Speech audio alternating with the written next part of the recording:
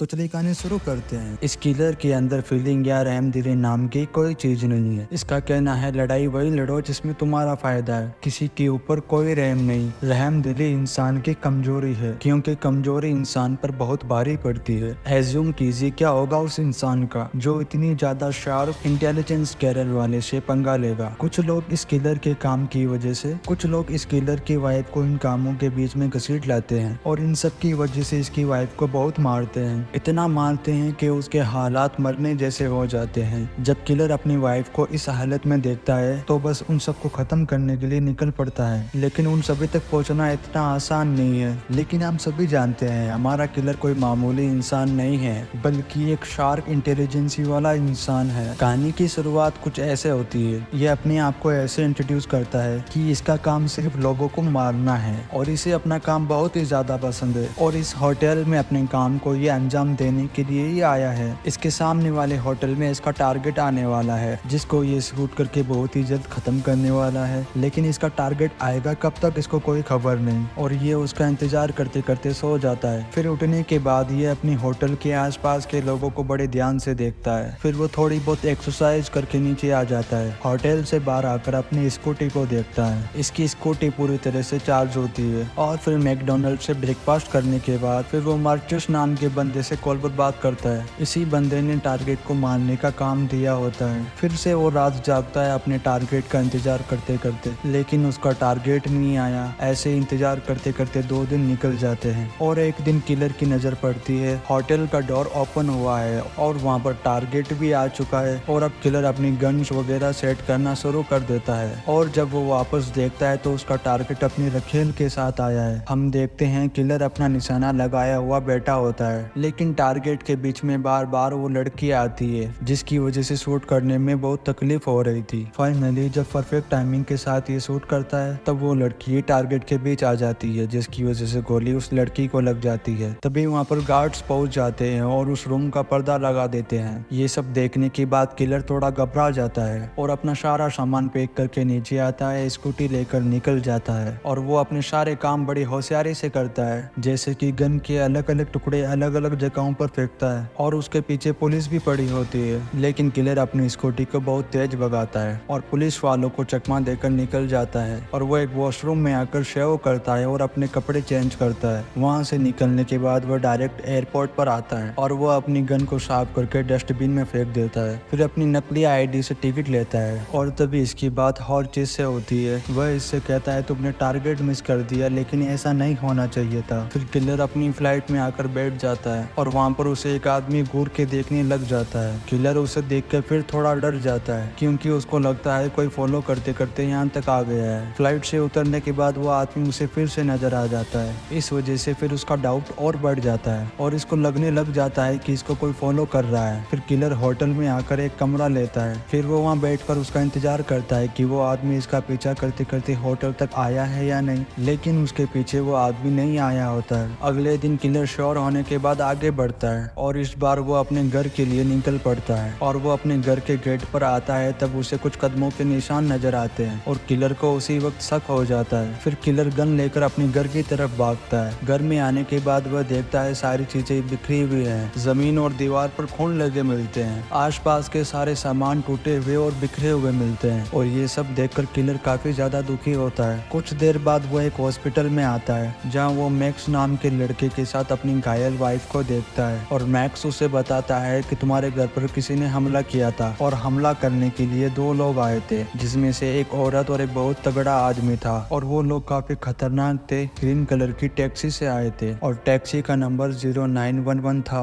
उन दोनों ने मिलकर मैक को बहुत ही ज्यादा तड़पाया और मारा और तब तुम्हारा फोन भी बंद आ रहा था। और ये सब देखने के बाद काफी ज्यादा मैं डर चुका हूँ। फिर किलर कहता है मैं वादा करता हूँ आज के बाद कभी ऐसा नहीं होगा। फिर किलर मैक के पास जाकर बैठता है और डॉक्टर आकर कहती है तुम्हें इसे प्राइवेट हॉस्पिटल में एडमिट करना होगा। फिर मैग होश में आती है और वो कहती है वो लोग तुम्हारे बारे में बहुत सारी बातें पूछ रहे थे और कहती है मैं बहुत स्ट्रांग हूँ, तुम्हारे बारे में कुछ भी नहीं बताया और अब मैं उन लोगों को दोबारा नहीं देखना चाहती हूँ। फिर किलर कहता है मैं सब कुछ संभाल लूंगा और फिर किलर घर आता है। फिर जमीन खोदकर सारी गन्स बाहर निकालता है और उसके पास कई सारी नकली आइडेंटिटीज भी होती है। फिर वह उन सबको ढूंढने के लिए निकल पड़ता है। काफी मेहनत के बाद फिर वो उन ग्रीन टैक्सीज को ढूंढ लेता है। फिर वो उस कंपनी का नाम पता करता है और यहाँ पर इसे लियो नाम के आदमी का नाम पता चलता है। फिर ये यहाँ से अपने काम की चीजें लेकर निकल जाता है। अगले दिन लियो टैक्सी में पैसेंजर को लेता है, बल्कि वह और कोई नहीं किलर ही होता है। फिर किलर अपनी गन निकाल लेता है। लियो उसकी गन देखकर बहुत शॉक हो जाता है। फिर किलर उससे उसका वॉलेट मांगता है और वो अपना वॉलेट निकाल कर दे देता है और किलर उससे पूछता है 3 दिन पहले तुम किसे एयरपोर्ट से लाए थे। और लियो कहता है वो 2 लोग थे, जिनमें से एक बॉडीगार्ड आदमी था